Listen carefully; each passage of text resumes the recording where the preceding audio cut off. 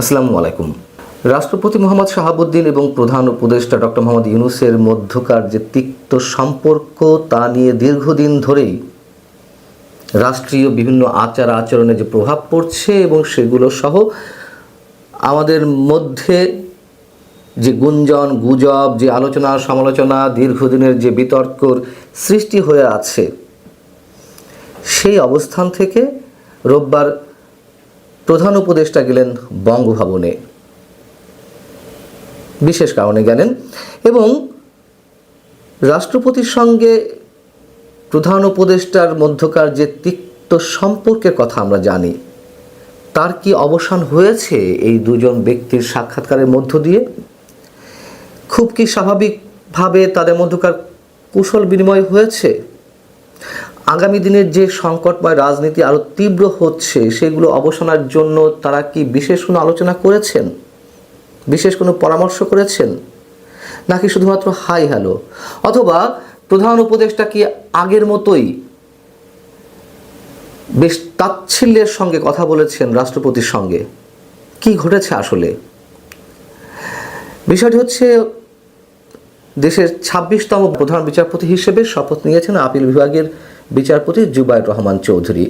যেহেতু তার শপথ অনুষ্ঠান প্রথা অনুযায়ী বঙ্গভবনেই শপথ হবে, শপথ করাবেন রাষ্ট্রপতি, এবং প্রথা বা রেওয়াজ অনুযায়ী প্রধানমন্ত্রী বা প্রধান উপদেষ্টা সেখানে উপস্থিত থাকার কথা। প্রধান উপদেষ্টা উপস্থিত ছিলেন। এই যে তাদের মধ্যকার যে দেখা, তাদের মধ্যে এর আগে সর্বশেষ দেখা হয়েছিল গত ৫ মার্চ, যখন শিক্ষা উপদেষ্টা হিসেবে সিআর আবরার শপথ নিলেন। তারপর প্রায় ১০ মাস পর এই যে নতুন করে সাক্ষাৎ, আর এর মধ্যকার তাদের সম্পর্কের যেই নানান ধরনের কেচ্ছা কাহিনী, সেগুলো তো আমরা জানি, বিশেষ করে প্রধান উপদেষ্টার পক্ষ থেকে। এখন দুজনের যেহেতু দেখা হয়েছে, স্বাভাবিকভাবে হাই হ্যালো হবে, সালাম বিনিময় হবে, কুশল বিনিময় হবে, কিন্তু দু একটি গণমাধ্যম আমি দেখলাম যে তারা দাবি করছে তাদের মধ্যকার যে তিক্ত সম্পর্ক বা শীতল সম্পর্ক, সেই বরফ গলেছে। কিসের ভিত্তিতে এই গণমাধ্যমগুলো এমন কথা জানালো? রাষ্ট্রপতি একান্ত সহকারী সচিব একটি টেলিভিশনকে টেলিফোনে দেওয়া সাক্ষাৎকারে বলেছেন যে তাদের মধ্যে সৌহার্দ্যপূর্ণ আলোচনা হয়েছে।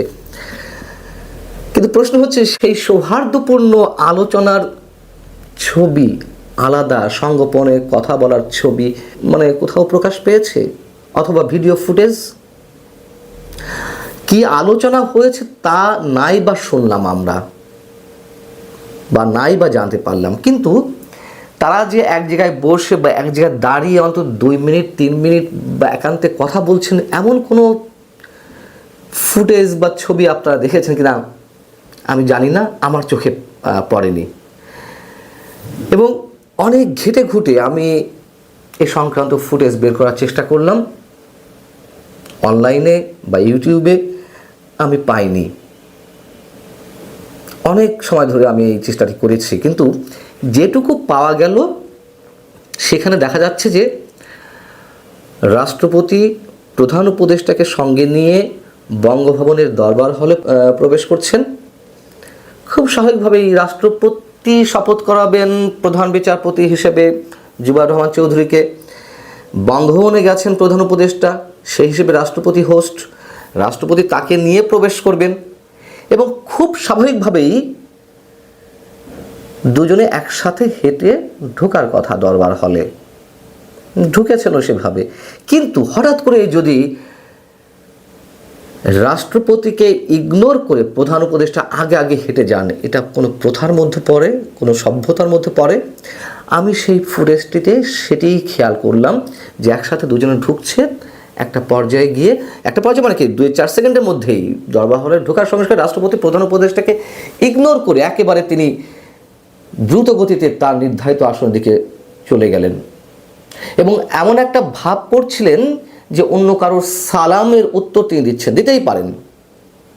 কিন্তু কোন রেওয়াজ থেকে, কোন সভ্যতা থেকে প্রধান উপদেষ্টা রাষ্ট্রপতিকে এইভাবে পিছনে ফেলে সামনের দিকে এগিয়ে যান? রাষ্ট্রীয় ন্যূনতম কিছু আচার তো আছেই। এবং সেই ফুটেজটা যদি কেউ দেখে থাকেন, দেখবেন ওই মুহূর্তে প্রধান উপদেষ্টার মুখচ্ছবি বেশ গম্ভীর হয়ে উঠল। তার অ্যাপিয়ারেন্সে বোঝা যাচ্ছিল যে তিনি অপমান বোধ করছেন। এটা তো সভ্যতা নয়, যেখানে বারবার আমাদেরকে সবক দেন প্রধান উপদেষ্টা ডক্টর মোহাম্মদ ইউনূস 5 আগস্টের পর থেকে। তিনি এই রাষ্ট্রের সরকার প্রধান হিসেবে শপথ নেওয়ার পর থেকে যে 5 আগস্টের পর দেশ ঐতিহাসিকভাবে সামনের দিকে এগিয়ে যাচ্ছে, 5 আগস্টের পর থেকে দেশ বর্বরতা থেকে সভ্যতা দিকে এগিয়ে যাচ্ছে, এই কি তার সভ্যতার নমুনা? এত হীনমন্য সম্পন্ন কোনো সরকার প্রধান মানে এই পৃথিবীর বুকে আছেন কিনা এই মুহূর্তে আমার জানা নেই। আমি দুঃখিত তার সম্পর্কে এই ধরনের মন্তব্য করতে হচ্ছে, যে এই ধরনের নিচু মানসিকতা কেন তিনি হবেন। রাষ্ট্রপতিকে তখন দেখলাম যে তিনি বেশ গম্ভীর হয়ে হঠাৎ করে যেখানে শপথ বাক্য পাঠ করাবেন প্রধান বিচারপতিকে, সেইখানে তার জন্য নির্ধারিত আসনে চলে গেলেন। তার মানে কি আরও একবার অপমান করা হলো রাষ্ট্রপতিকে। বাস্তবতা হচ্ছে তাদের মধ্যে সৌহার্দ্যপূর্ণ কোনো ধরনের কোনো আলোচনা হয়নি। আমরা এই জায়গা থেকে মোটামুটি এই সিদ্ধান্তে আসতে পারি, অন্তর্বর্তী সরকার গঠনের পর গত 15-16 মাসের মধ্যে প্রথম সাক্ষাৎকার রাষ্ট্রপতি দিয়েছিলেন আন্তর্জাতিক বার্তা সংস্থা রয়টার্সকে। সেখানে তিনি জানিয়েছিলেন যে তিনি অপমান বোধ করছেন, প্রধান উপদেষ্টার সঙ্গে 7-8 মাস দেখা নেই, এবং রাষ্ট্রপতির যে প্রেস উইং সেটিও কেড়ে নিয়েছেন ডক্টর মোহাম্মদ ইউনূস। সরকার কেড়ে নিয়েছে মানে তো ডক্টর মোহাম্মদ ইউনূস কেড়ে নিয়েছেন। ডক্টর ইউনূস প্রধান উপদেষ্টা হিসেবে কোনো কিছুতেই তাকে কোনো কিছু ইনফর্ম করেন না, তার সঙ্গে দেখা করেন না। এসব কথা বলতে বলতে তিনি একসময় তার অপমানবোধের কথা জানালেন, এবং এও জানালেন যে তিনি আর পারছেন না নতুন সরকার গঠনের পর, নির্বাচনের মাধ্যমে গঠিত নতুন সরকার আসার পরই তিনি পদত্যাগ করবেন। এবং খেয়াল রাখার মতো বিষয়, এটিও আমি আপনাদেরকে এর আগে নোটিশ করেছি, যে রয়টার্সকে সাক্ষাৎকারটি দিয়েছিলেন। আমি বলেছিলাম তফসিল ঘোষণার দিনেই কেন রাষ্ট্রপতিকে মুখ খুলতে হলো, তাও আন্তর্জাতিক বার্তা সংস্থার কাছে। আপনাদের নিশ্চয় মনে আছে সেদিন আগামী ত্রয়োদশ নির্বাচন উপলক্ষে প্রধান নির্বাচন কমিশনার তফসিল ঘোষণা করছিলেন, এবং এও বলেছিলাম যে বিশেষ কারোর সিগন্যাল ছাড়া ওই গুরুত্বপূর্ণ দিনটিতে আন্তর্জাতিক বার্তা সংস্থাকেই এই ধরনের সাক্ষাৎকার দেওয়ার কথা নয় রাষ্ট্রপতির। তিনি বিশেষ সিগন্যালের জায়গা থেকে অবশ্যই কথা বলেছেন, মুখ খুলেছিলেন। এবং এই যে তফসিল ঘোষণার বিষয়টি আমরা যেটি দেখে এসেছি, এটি প্রথায় দাঁড়িয়ে গেছে, রেওয়াজে দাঁড়িয়ে গেছে। প্রধান নির্বাচন কমিশন নির্বাচনের তফসিল ঘোষণার আগে সাধারণত আমরা দেখেছি প্রধানমন্ত্রী রাষ্ট্রপতির সঙ্গে দেখা করেন, নির্বাচনের পরিবেশ সম্পর্কে তাকে অবহিত করেন, এবং রাষ্ট্রপতির সম্মতি ঘোষণা করেন, হ্যাঁ তফসিল ঘোষণা করা যেতে পারে ইত্যাদি ইত্যাদি। তার কিছুই আমরা এক্ষেত্রেও দেখিনি। প্রধান উপদেষ্টা